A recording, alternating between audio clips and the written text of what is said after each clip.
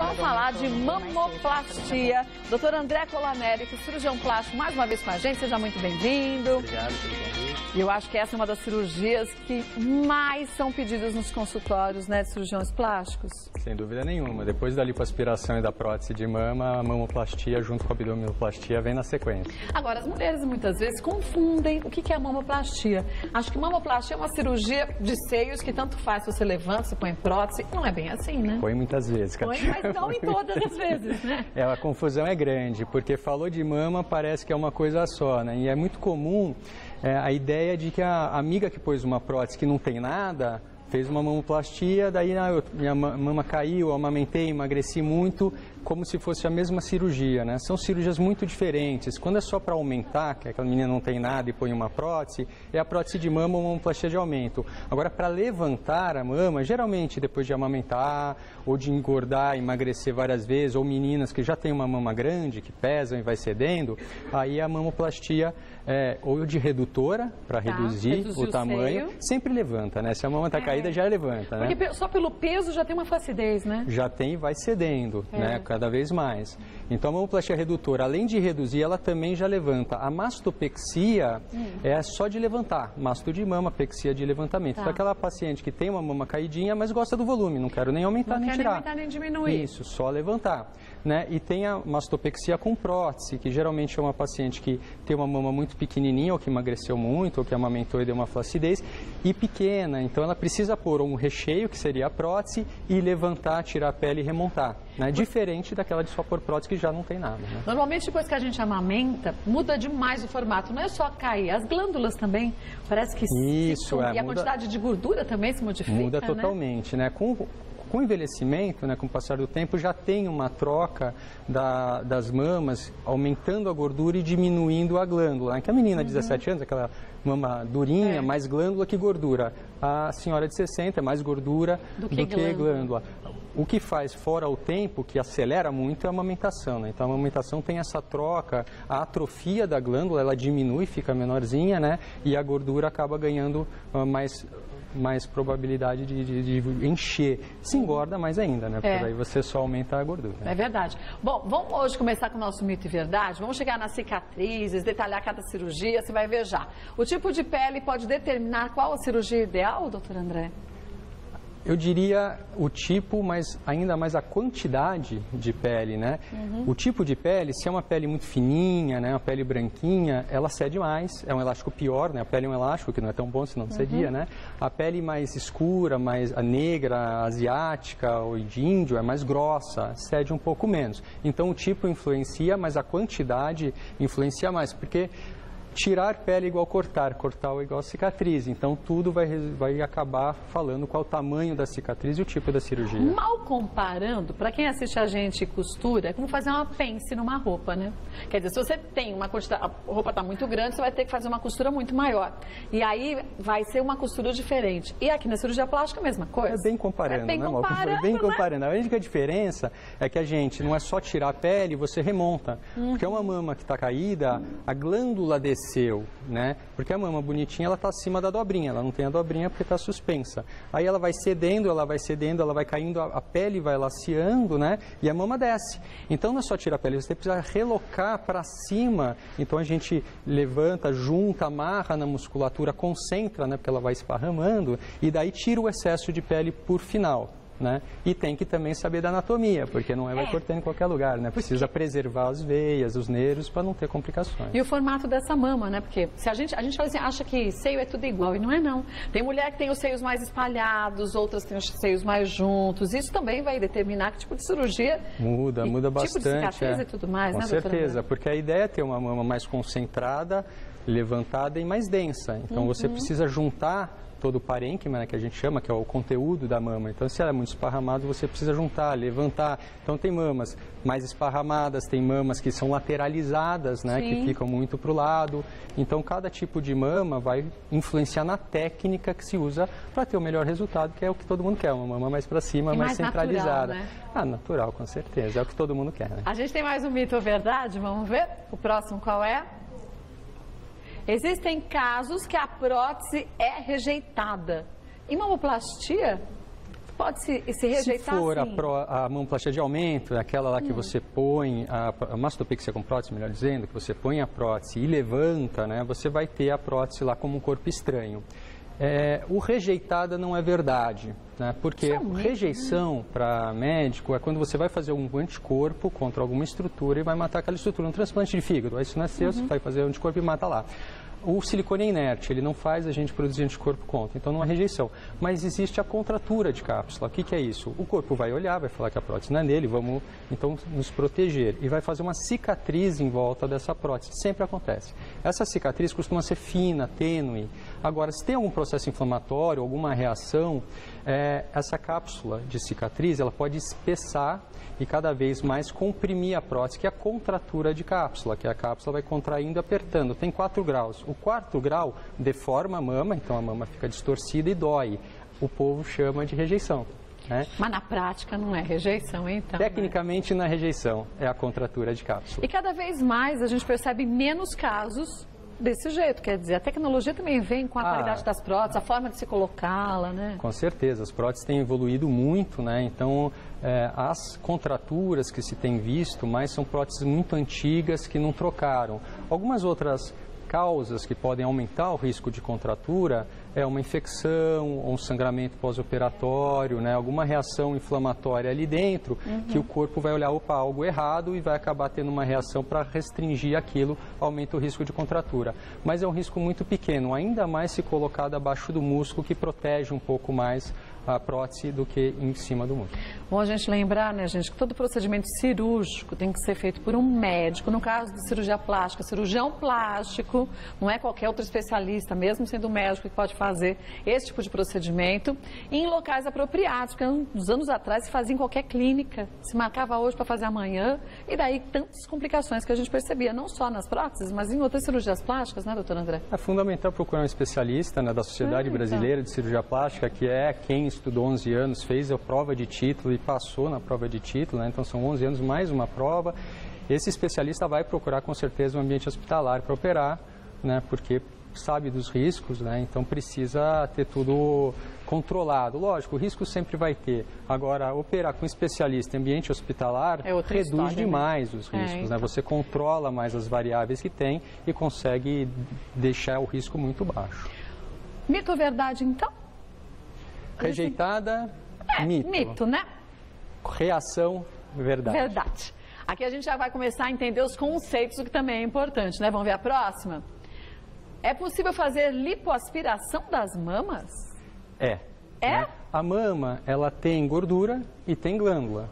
Agora, o núcleo dela, o centro dela é mais glândula, a periferia é mais gordura. Então, há mamas que você vai reduzir e tem aquele polo lateral muito grande, espalhadona, né? Então, em vez de cortar tudo aquilo que machucaria muitos nervos, né, muitas veias e teria uma dor maior, né? Exatamente. Então, você pode fazer uma lipoaspiração da lateral, deixar ela um pouco mais centralizada e aí levantar. Preserva nervos, preserva as veias. Legal. Então, você consegue diminuir um pouquinho o volume, mas vai precisar fazer a cirurgia de recolocação. De qualquer jeito, uma mama, só que você só faz a lipoaspiração, ela vai murchar e ela vai cair.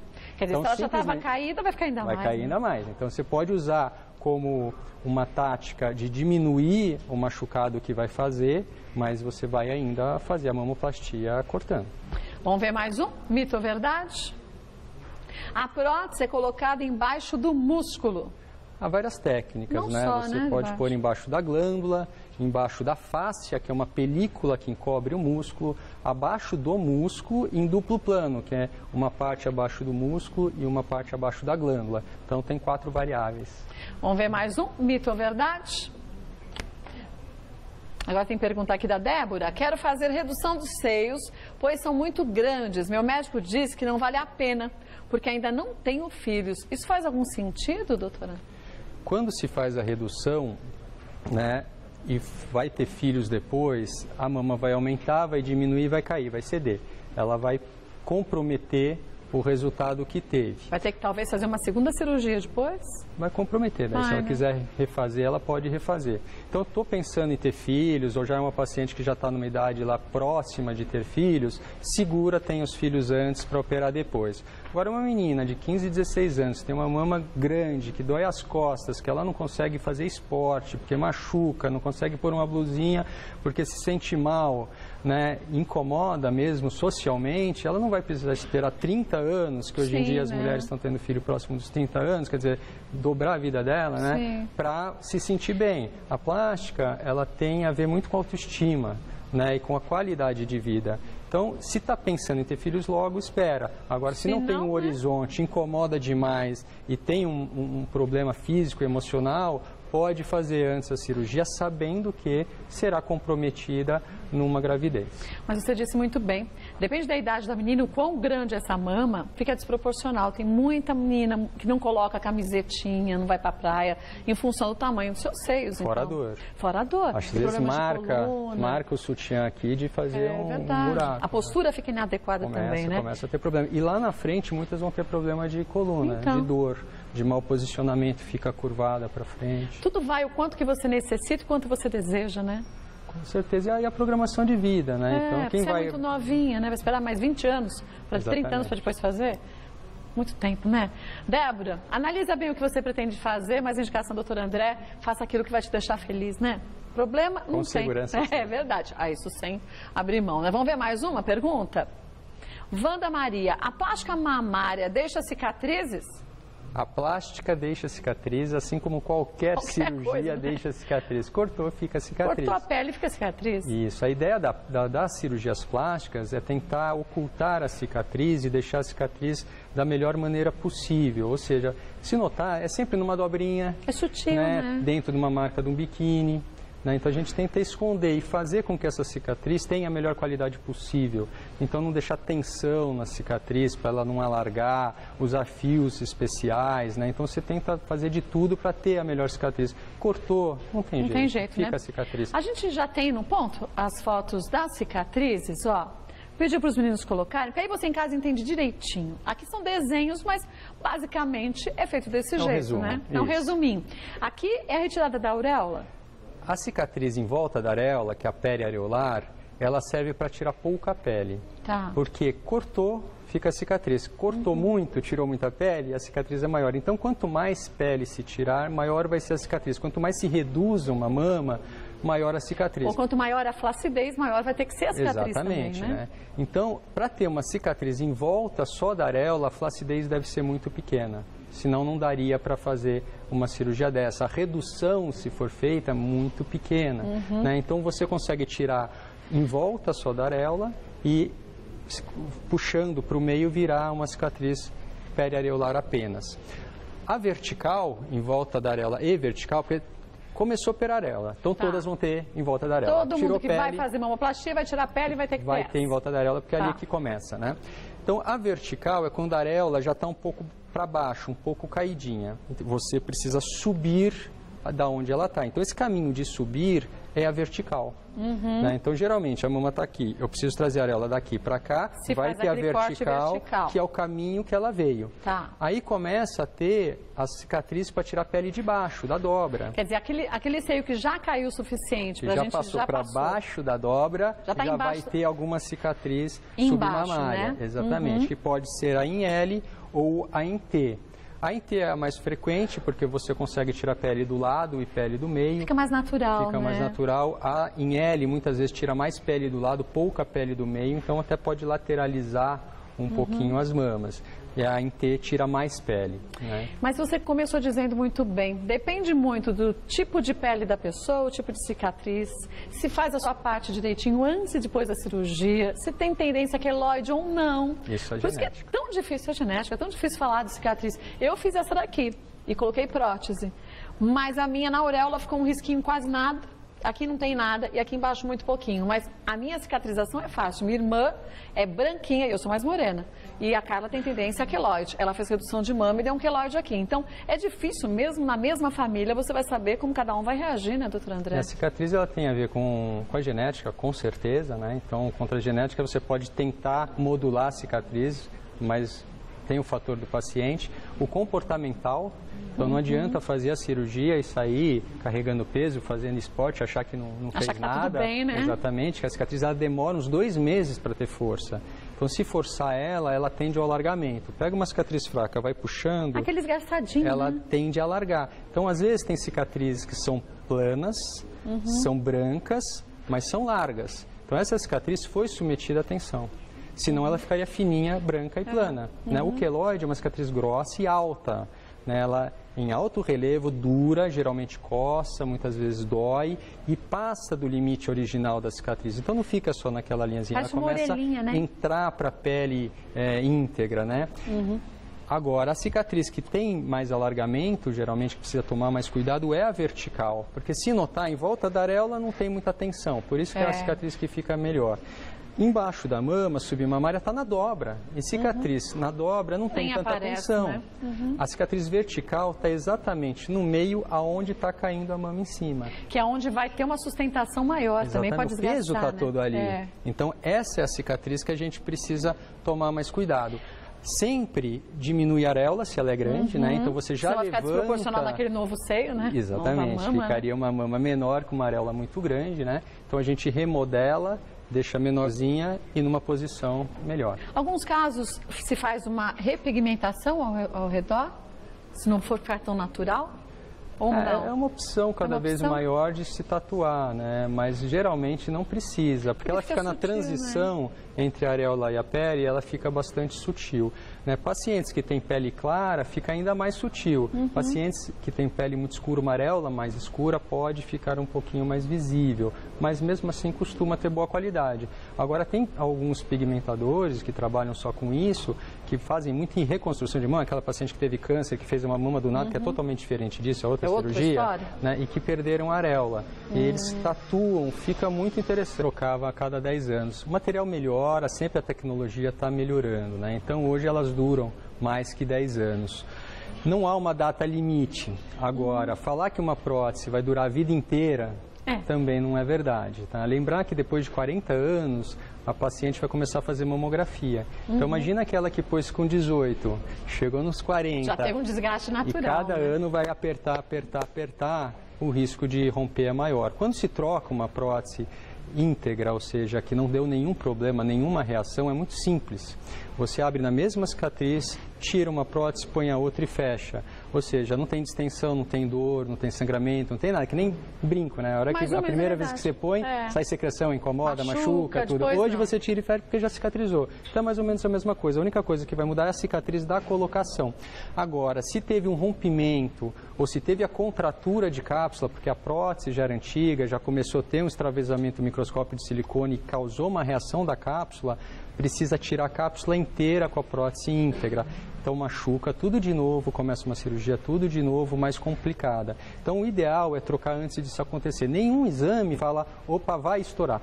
Ou já estourou, que você vê no ultrassom ou na ressonância, que é melhor, né? Ou se já mostra a contratura de cápsula, que é a reação à prótese rompida ou com extravasamento microscópico. Então, hoje em dia, se fala para tocar em torno de uns 15 anos. Mas isso pode variar bastante de tipo de atividade que essa mulher tenha também, não pode? De desgaste, de como foi colocada a prótese, na frente do músculo, atrás do músculo. Claro, você tem as variações biológicas de cada um, de atividade, né? Quem faz muito esforço, quem aperta mais a prótese, ou por fazer força, ou fazer esporte, ou quem não faz nada, se está em cima ou está embaixo, isso acaba tendo pequenas variações, né? Mas não é isso que vai mudar muitos anos de duração.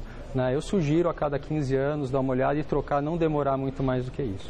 Vamos ver mais uma pergunta? A próxima é da Luana Cunha. Meus seios cresceram caídos e gostaria de saber se é uma boa opção colocar silicone para levantá-los. Você respondeu, Kátia. Né? Se ele é caído e puser uma prótese que não estique direito essa pele, vai ficar grande e caído.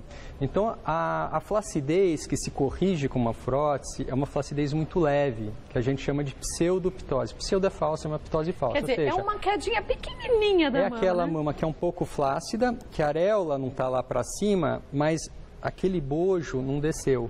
Então, ele tem uma leve descidinha, muito pouca, mas a areola continua acima da dobra do sulco mamário. Então tem um pouquinho de flacidez, mas a mama inteira não desceu. Então nesses casos consegue, dependendo do volume da prótese, corrigir.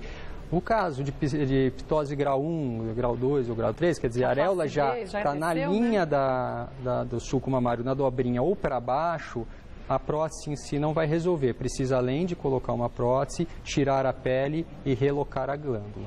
Deixa eu te perguntar uma coisa, aproveitando que a Luana disse que os seios dela cresceram caídos.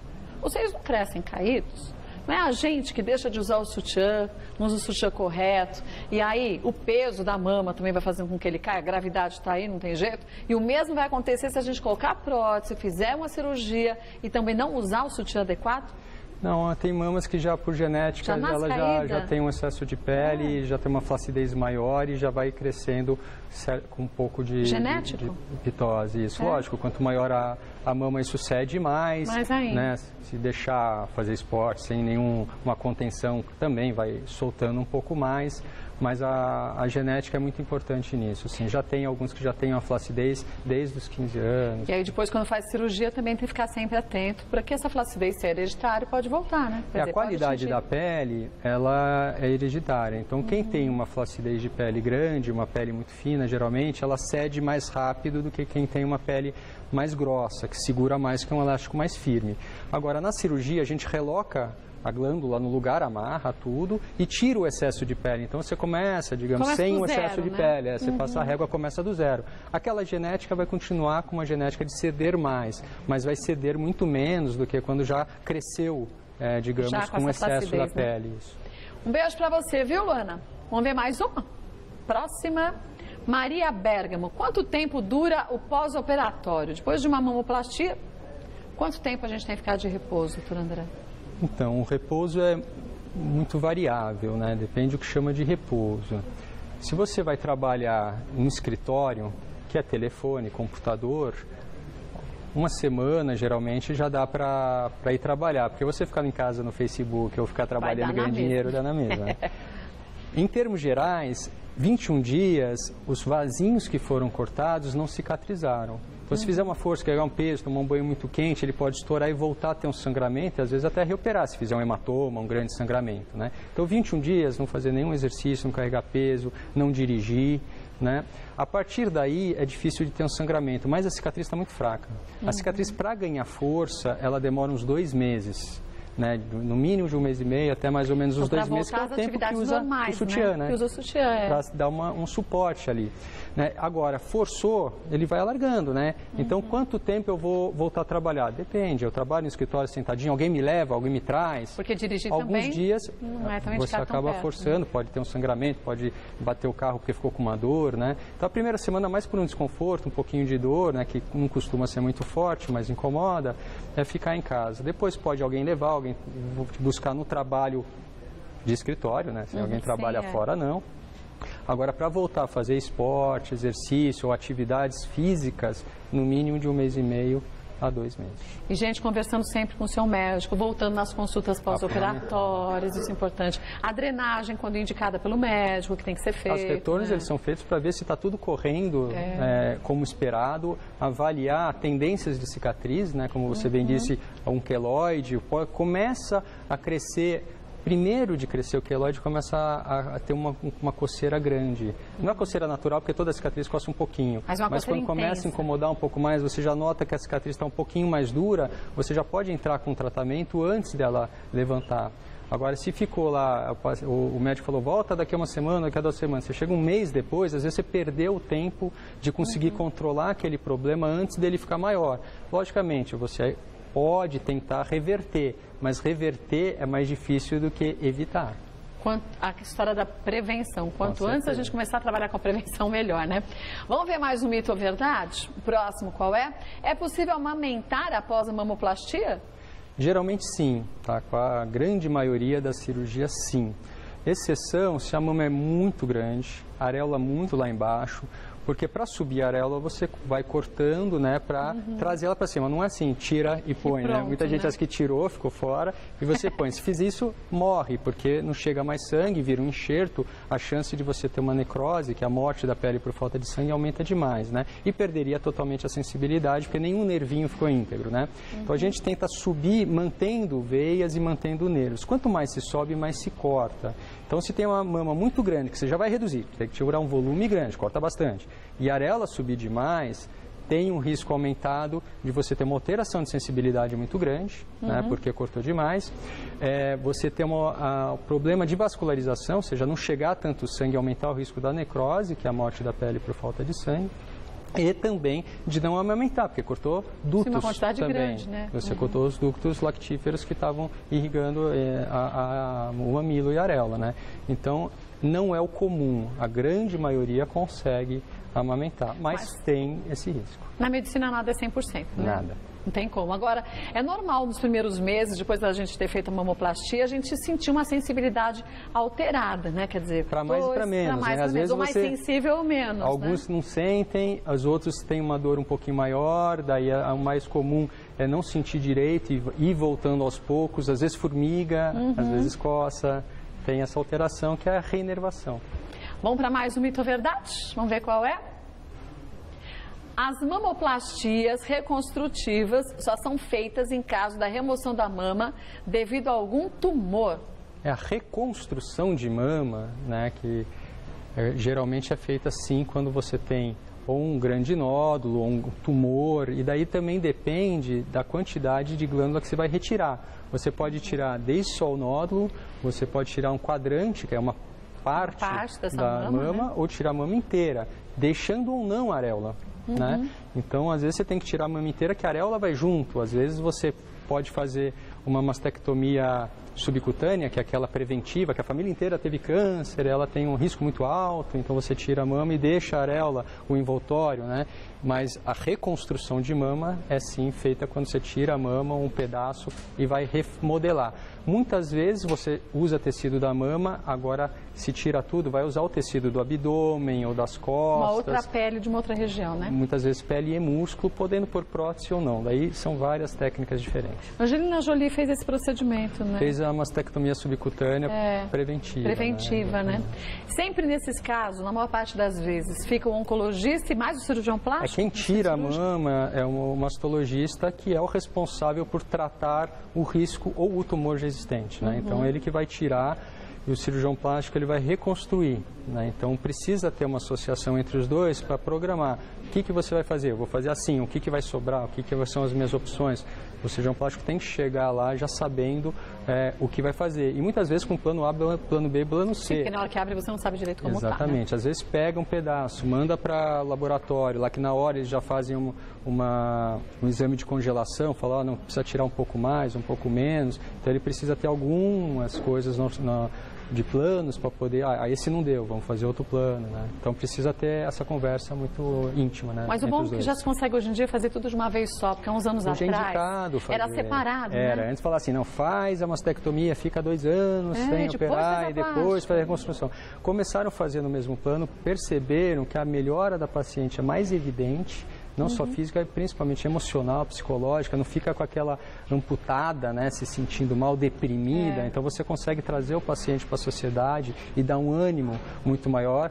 Se sabe que essa parte do ânimo, de ser otimista, você consegue uma melhora no tratamento do câncer, né? Então os pacientes muito depressivos têm uma piora muito mais rápida, o paciente otimista tem uma melhora mais. Então, agora a reconstrução é praticamente imediata.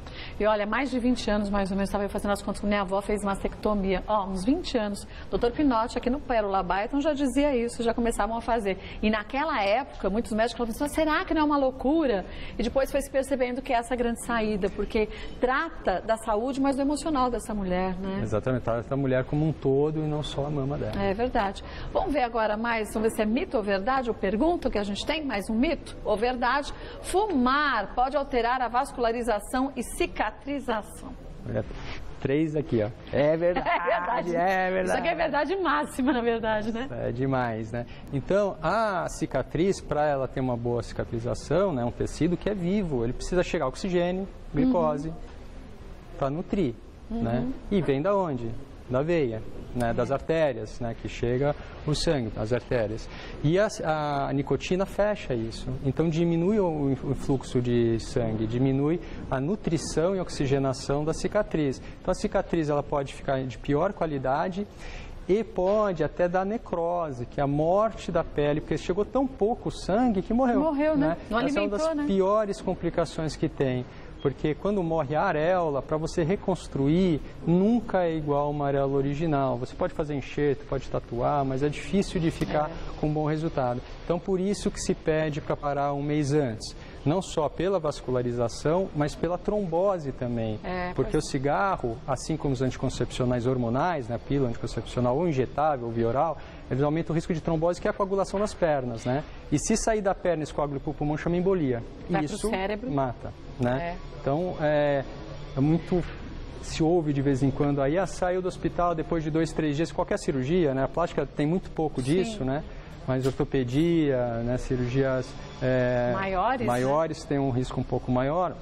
A embolia, então precisa se prevenir, né? Então parar de fumar, parar de tomar pílula anticoncepcional um mês antes e ainda usar antitrombose, compressor de panturrilha, alguns remédios que a gente usa para também diminuir o risco da trombose. Agora, a gente tem que falar isso tudo para um médico. Não esconda nada dos médicos. Tem gente que fala assim, tomei um ácido acetil salicílico. Remedinho besta, vou falar para o médico, ele vai cancelar a minha cirurgia. Se a necessidade da cirurgia for de cancelar por qualquer motivo, gente, não é escondendo que a gente resolve o problema. Aí a gente cria um novo problema, melhor cancelar do que ter que reoperar para limpar o sangramento que teve e prejudicar a recuperação, né? Porque se teve um sangramento grande, pode abrir pontas, a cicatriz vai ficar ruim, pode comprimir as estruturas, pode aumentar o risco de necrose, pode aumentar o risco de infecção. Então, não esconda nada, não só se tomou algum remédio ou uso de drogas, nem né? Fale, né? Então, até medicamentos para emagrecer, anfetamina, que hoje é proibido, mas antigamente se usava mais, né?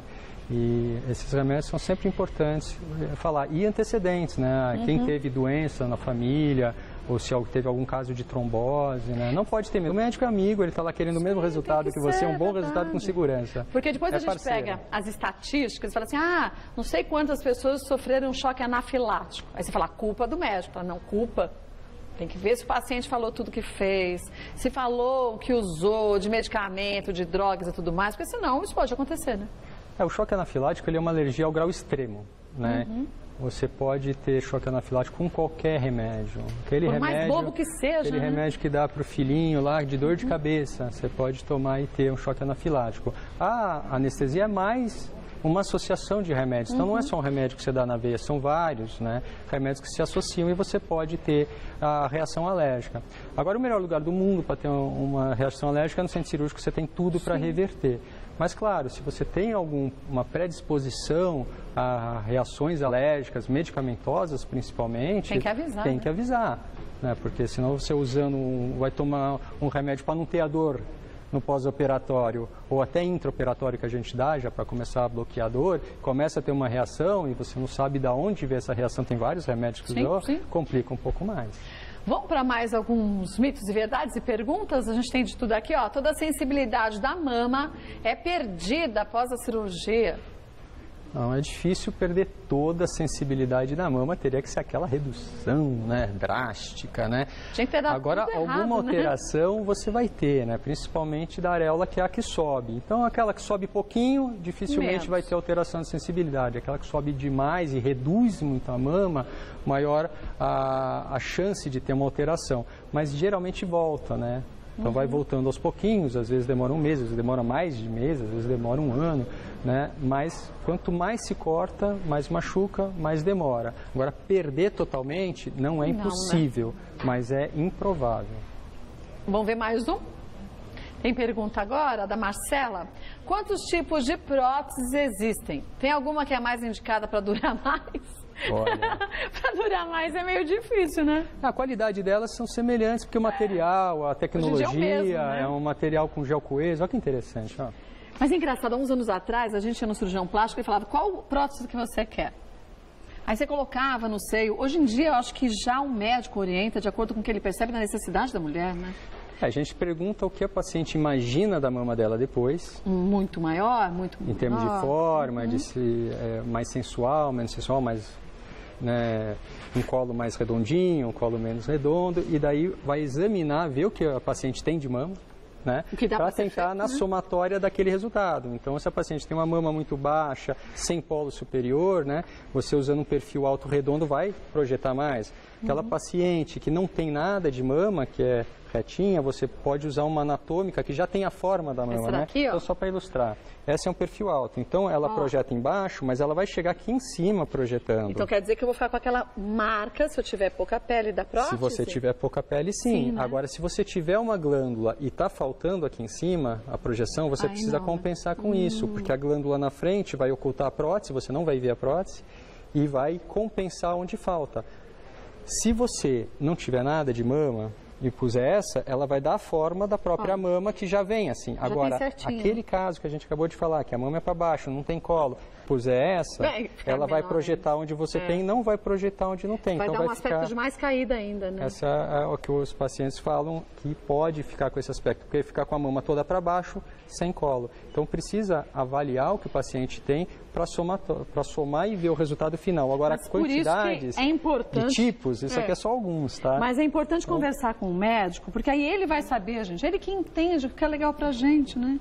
A gente tenta chegar no resultado semelhante que a paciente imagina, se for possível, né? Porque se não for impossível, tem que falar. Eu quero o seio da fulana de tal. Não, ela é ela, você é você, amiga é amiga. Cada seios à parte, né? Pode melhorar o que é seu, o que é do outro, não. Aqui o que você tem de diferença? Então, alguns tipos, né, de prótese. Então, você vê que a prótese ela pode variar de perfil, ou seja, aqui são todas fileiras de formas iguais, né? Então, perfil baixo, né, que ela é menos projetada, o moderado, o alto, o super alto, que vai aumentando. Agora a forma também pode mudar a base, então essa é redonda, essa é ovalada, né, essa é mais achatada, com a base mais larga do que a altura, e tem o perfil redondo, né, aqui, o cônico. Que dá uma projeção maior. E o anatômico em gota, né, então o em gota mais redondo de base, mais ovalado, mais para cima, projeção mais alta ou mais achatado. Então tem muitas chances de você escolher uma prótese dependendo do que o paciente traz para você e o que ele imagina da cirurgia depois. Agora, não vamos esquecer que existem os tais modismos, né? A época dos seios gigantes, e as mulheres colocavam aquelas próteses imensas, depois voltavam ao centro cirúrgico depois de poucos anos para se retirar e fazer a troca. Vai do bom senso também da paciente, né? E do médico. E do médico, se o paciente chega querendo uma coisa exagerada, fora da estética adequada, o médico não é obrigado a operar, tá? Então, eu quero pôr 1,5 litro, 2 litros... Pode falar, não vou operar, entendeu? Mesmo porque até que tem vezes se a pele tem a condição de suportar uma prótese. O risco de complicação é muito maior grande, também, né? Então é difícil você colocar uma prótese acima de 450, é bem difícil, né? Hoje, a maioria das próteses são entre 230 e 350, essa é a grande maioria. Lembrar que o tamanho de prótese é relativo dependendo do paciente. Chega uma paciente de 1,70 m, que tem um tórax mais largo, né? Aquela prótese para ela pode ser igual a da paciente de 1,50 m, mais fininha, mais minhonzinha, né? E se você puser uma de 230 na mais minhonzinha e a de 300, é o resultado igual, proporcional. Então, o volume em si não quer dizer muita coisa. Né? Você precisa pesar no volume, na forma, naquele tórax, naquela paciente, na mama que tem, porque vai somar, né? Sim, então, a paciente já tem uma mama, prótese, exatamente. Né? Você pôr uma prótese de 300, vai ficar grande. Agora, aquela que não tem nada e você põe, não vai ficar grande dependendo do tórax e da altura. A minha é de 130. Então, depende do que você deseja, do que você já tem de... a mama final é a somatória da já existente mais a prótese. Não é só a prótese, como se a gente não tivesse nada, né? Exatamente. Olha, se você quiser aproveitar, entre em contato com um médico que seja membro da Sociedade Brasileira de Cirurgia Plástica, vá até lá, converse, fale abertamente quais são os seus desejos, o médico vai falar o que pode ser feito e o que não pode, cicatriz vai ter sempre, agora melhor ou pior, isso o médico vai te orientar, mas se a história de faça uma cirurgia sem cicatriz, dá pra gente acreditar nos dias de hoje, né, doutora André? É impossível. É impossível. Lembrando só faça cirurgias com médicos. No caso, cirurgia plástica, o mais garantido fazer com um médico cirurgião plástico, membro da Sociedade Brasileira de Cirurgia Plástica. Ele fez vários outros testes para ser aprovado como um profissional qualificado para isso. Não dá para brincar com vida não, né? Obrigada mais uma vez, viu? Eu que agradeço. Pois é.